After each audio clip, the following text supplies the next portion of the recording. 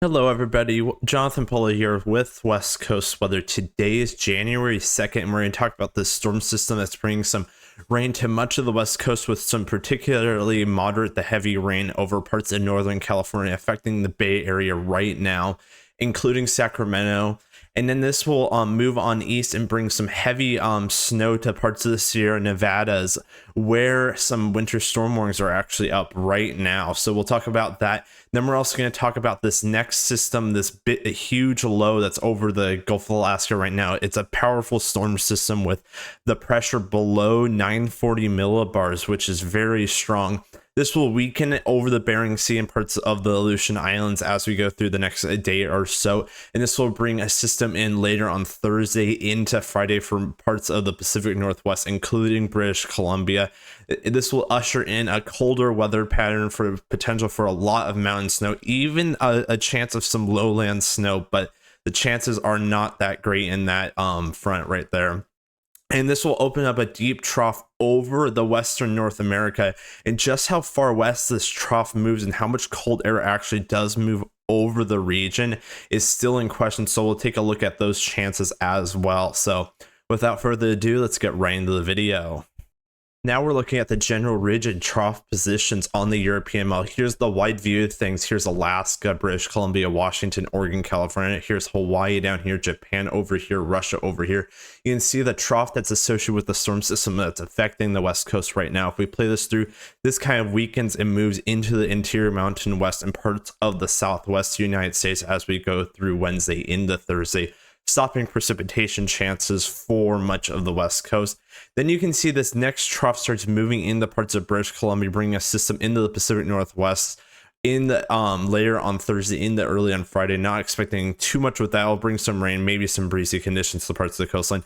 Then the deeper trough opens up right on top of the Pacific Northwest. This is going to bring a decent storm system into the coastline somewhere. Models are still fluctuating on exactly where the storm is going to hit, but anyone south of the system is going to get some decent winds on mostly the coastline, but could enter some of the lowlands of Washington and Oregon, maybe even British Columbia as well, but just depending on how far south it actually goes. This is early on Saturday as well. This trough kind of opens up over much of the interior Mountain West in the western North America, but then you can see that this ridge builds off of shore, and this trough, it continues to build over parts of Canada and the Pacific Northwest. This is going to start bringing potential for some heavy mountain snow and also colder air down to the surface.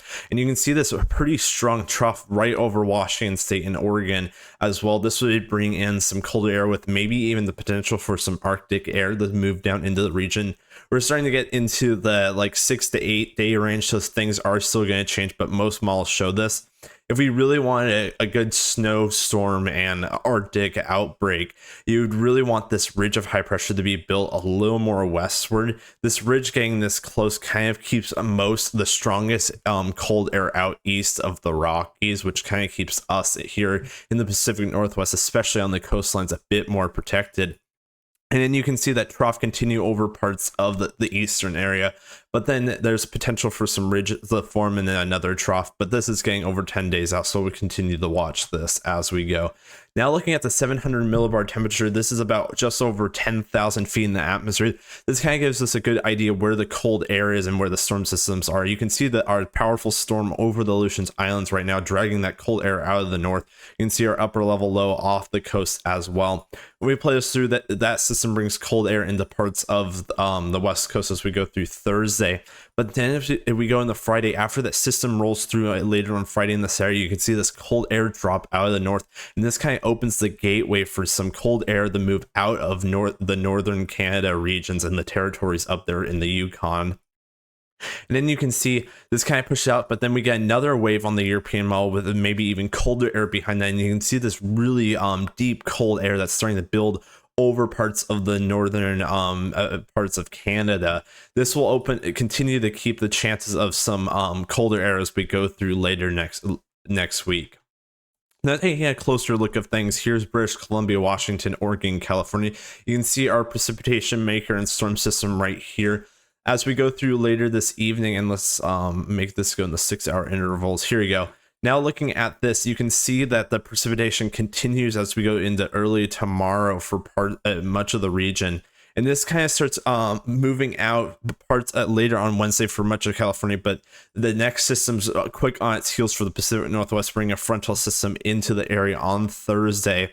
And then you can see the next potential stronger system moving into the Pacific Northwest later on Saturday morning and in the parts of Sunday before kicking out later on Sunday. Some continued showers possible for Oregon and parts of the interior Mountain West.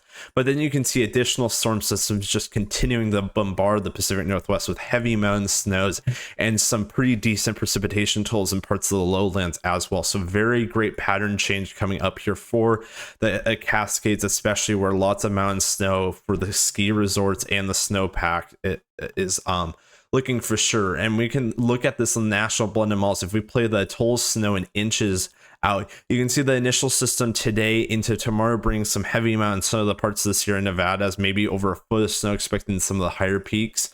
If we play this through as these systems come through over the coming week, you can see these really heavy totals popping up over the Cascades, even showing some lowland snow possible. Not really going to talk about that right now because we're going to be keeping the temperatures somewhat mild depending on where the trough actually goes. If it's more off the coast, the more cold air is able to usher into the region and bring the colder air down to the surface.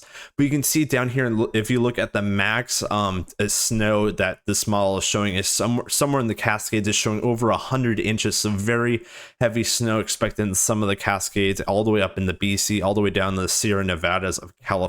So very good for the mountain snowpack.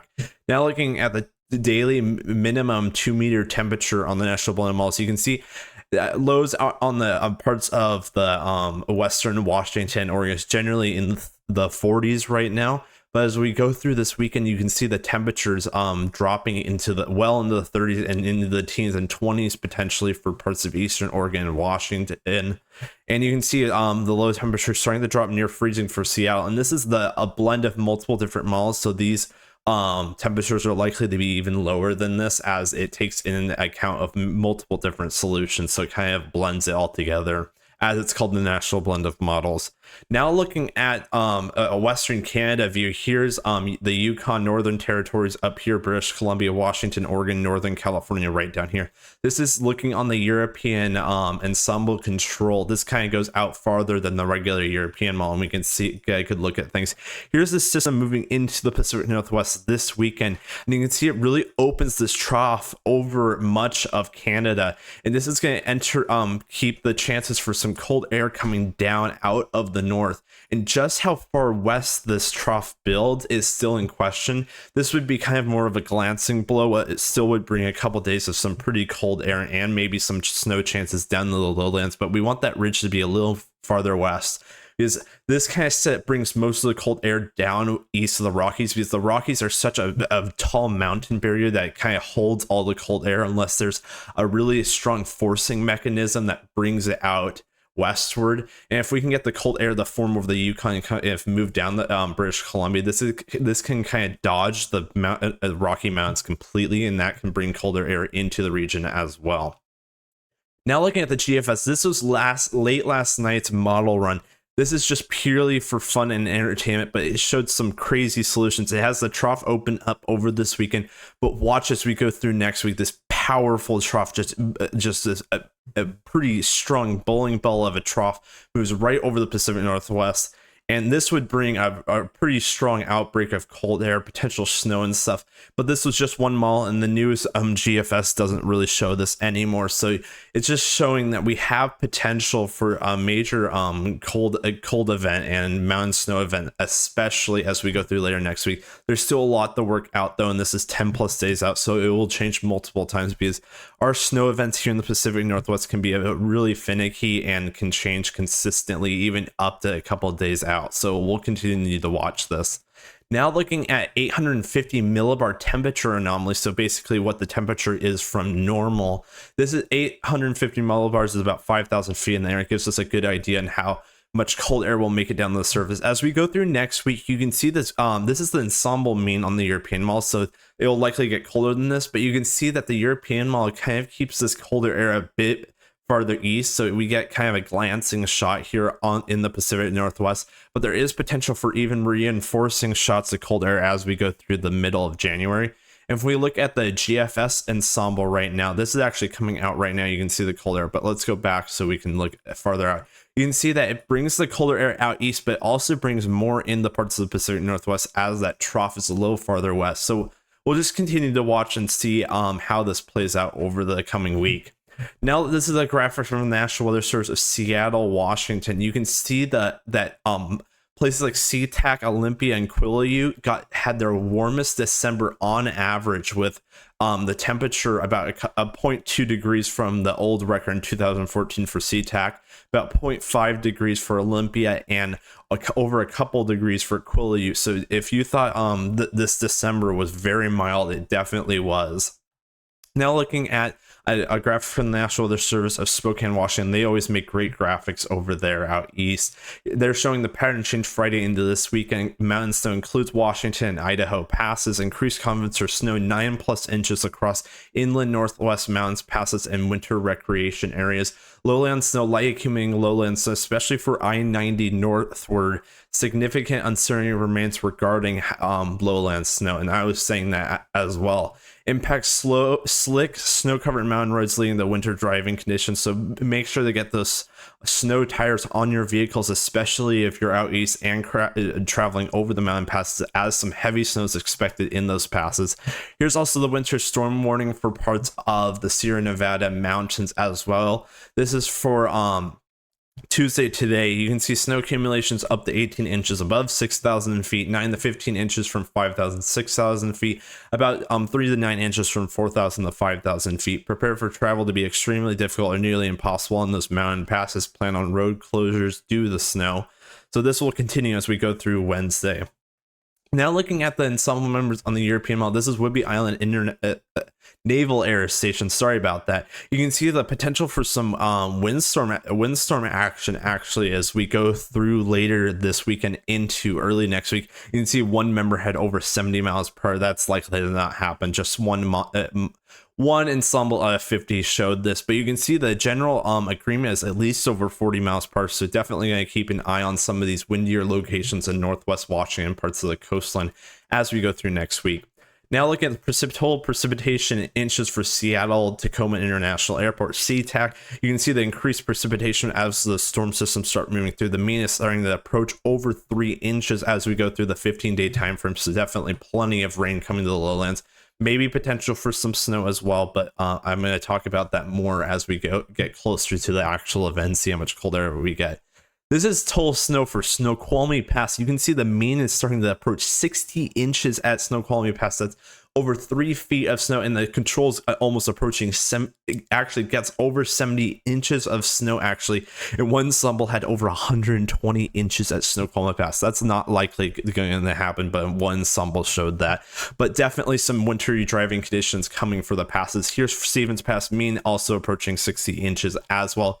Here's Paradise Mount Rain here. You can see the means approaching over 80 inches of snowfall, with the control run showing over 100 inches for parts of Mount Rainier. It's going to be even higher than that if you go. This is only at 5,400 feet, and Mount Rainier goes over 10,000 feet. So you expect how much snow. One ensemble actually had up over 170 inches of snowfall. That would be crazy if that were to happen, but likely not. Here's Mount Hood Meadows ski area in parts of Oregon. You can see the Oregon Cascades are definitely going to get on the action too, with the mean up towards 60 inches over the next 15 days. Lake Tahoe Airport down in the Sierra Nevada, California. You can see the relatively heavy snow as we go through the next day or so, and then you can see the potential for even more snow as those colder storm systems move down over the region. Not expecting as much down south into California as expected, but still some potential for some heavy snow out there as well. Now looking at the 6 to 10 day temperature outlook, this is valid for January 8th through the 12th. You can see the entire western US is highlighted much below average. You can see the desert Southwest with actually a maxed out below average temperature signal, which is pretty crazy to see. And you can see extends all the way up into Washington, and this would also extend into parts of Western Canada as well. You can see the 6 to 10 day precipitation outlook also near normal to above average for much of the West Coast, showing the potential for even some snowfall. If we get below average temperatures and above average precipitation, you know what that can equal. 8 to 14 day temperature outlook January 10th through 16th. This is through mid-January. That you can see the below average temperatures likely to remain as we go through this time period. Precipitation probability near normal to above average for the West Coast. So definitely a lot to look at as we go through early to mid-January, especially with some of those cold systems showing up. Well, that's it for this video. I hope everybody found this enjoyable and informative. Just please hit those like buttons, subscribe buttons down below, and also hit the notification bell if you don't want to miss out on any new videos I make. I appreciate everyone that watches these videos and just helps this channel grow. I'll likely do another video as we go through later this week. School's going to be starting up here in the next couple of days, so I'm not going to be able to do as many videos, especially during the middle of the week. But I'll likely still do a couple of videos, especially on the weekend, and it's extra especially for if there's any active weather expected to definitely as we go through later next week as well. So just take care, God bless, and I'll talk to everyone later.